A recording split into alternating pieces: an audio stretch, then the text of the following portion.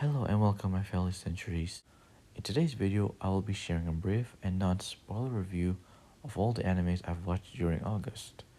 So please relax and enjoy the video. Everyone, give yourselves a hand. My number 11 is this anime called Revisions. I'll make this brief. The reason why this plays so low is because I can't stand the MC at all. Even though there are similar like him in other animes, even so, he infuriates me each episode. The plot's intriguing and the characters are fine, so don't get me wrong. This anime gets a C minus though. Besides my opinion about the MC, I do feel that the story has a few plot holes that need to be explored more, but knowing Netflix, it is highly unlikely, and they know why. My number 10 goes to the healer who was banished from his party is, in fact, the strongest. This anime is nothing too special or different among other genre of this similar anime. However, it is not too boring at all. I enjoy seeing a few interactions between characters, but I do feel certain times it didn't make sense on some scenes. This anime gets a solid C. The characters feel one-dimensional sometimes, but there are some that are intriguing at moments. It's a good watch. Is it unique among many? Not really, but I would say I had a better time watching this than Revisions, in my opinion, since the MC's journey is more entertaining to watch. My number 9 goes to Jujutsu Kaisen Zodiac War. This anime has great gory action with a well-written plot for many characters. This feels like a good battle royale type of anime that leaves you rooting for one person to the next. It is a shame that I kind of predicted the outcome of the tournament based on the early clues just from what I've watched and calculated so far. It was still a good fun watch. Would I watch it again? Maybe. This anime gets a B plus for a great diverse cast of killers, motives, and ambitions. I would like to see a different cast in a different time period if a new season is coming, but overall this anime is great. My number 8 goes to Dorohedoro. This anime is just plain weird from start to end. It feels like I was high on drugs or something. Besides the joke, the story is such an interesting take on a dystopian setting, since there really is no good or bad side, just people out there surviving. I also like witnessing two worlds with two different set of characters and how well it blends in with the story. This anime gets a B+. The reason why is because the characters are different in terms of their past, mysterious backgrounds, hidden agendas, and they're just unique, fun personalities. The anime may be weird, but I enjoy watching each episode to feel immersive. It may leave with a cliffhanger, but I do wish the story can be picked up again in the future. My number 7 goes to Fluffy Paradise. This anime is just too cute and precious. It makes me feel like I had a little daughter and I'm the father watching this. That's how innocent and heartwarming this anime really is. I would like to see more adventures and many creatures in the future. This anime gets a B double plus or B infinite because the story is great but not too complicated to follow. The characters are fun and well written. All ages can have a fun time watching and embracing this little fairy tale of a story. My number 6 goes to the most notorious stalker runs the world's greatest clan. This anime had a great start, but somewhere in the middle it slowed down a bit too much. However, it isn't a bad slow. I just wish I could see more, especially where I'm at. This anime gets a B double plus or B infinite as well. The reason why is because the entire season was the MC building up his crew and I am so down for it. It low-key reminds me of One Piece a tad bit since the MC dreams is similar and aiming to have the best of the best. The characters are great and the tone is perfect. Just need to work on the pacing a little bit more. And I hope there's a second season in the works because I really want to see this story continue further. My number 5 goes to The Brilliant Healer's New Life in the Shadows. This story is a nice twist to this type of genre in my opinion.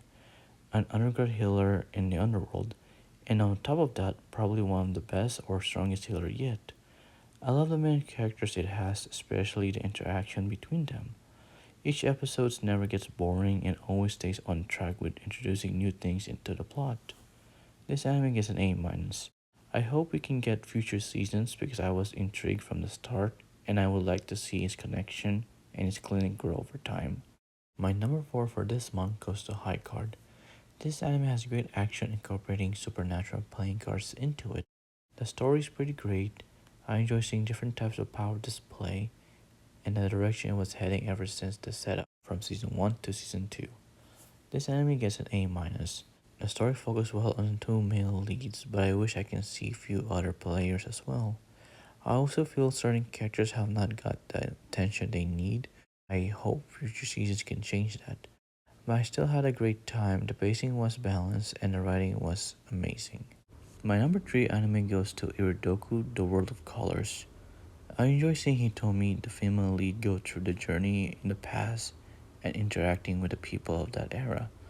The story was a heartwarming discovery, emotional driven, and a magical experience for the characters and myself included. Not only the animation is pretty clean, the stories from the main character was so well written and ties well with the story. It was sad and happy, surprising and nice.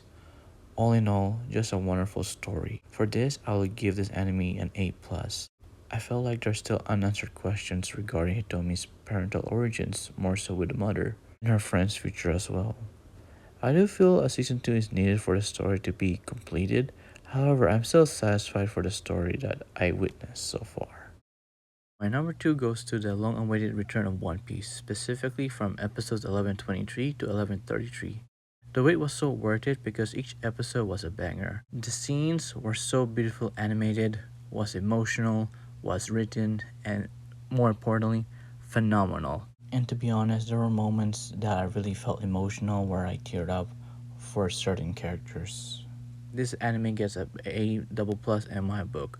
The only reason why it's not my number 1 for this month, even though it has a higher grade than the whole list for this month, is because the arc isn't fully complete and it left with a cliffhanger at where I'm at. I'm not saying it's terrible or anything, but I want my number 1 for this month belongs to the anime that had a great season, a phenomenal writing, a phenomenal cast, which I would describe a few more in this upcoming entry.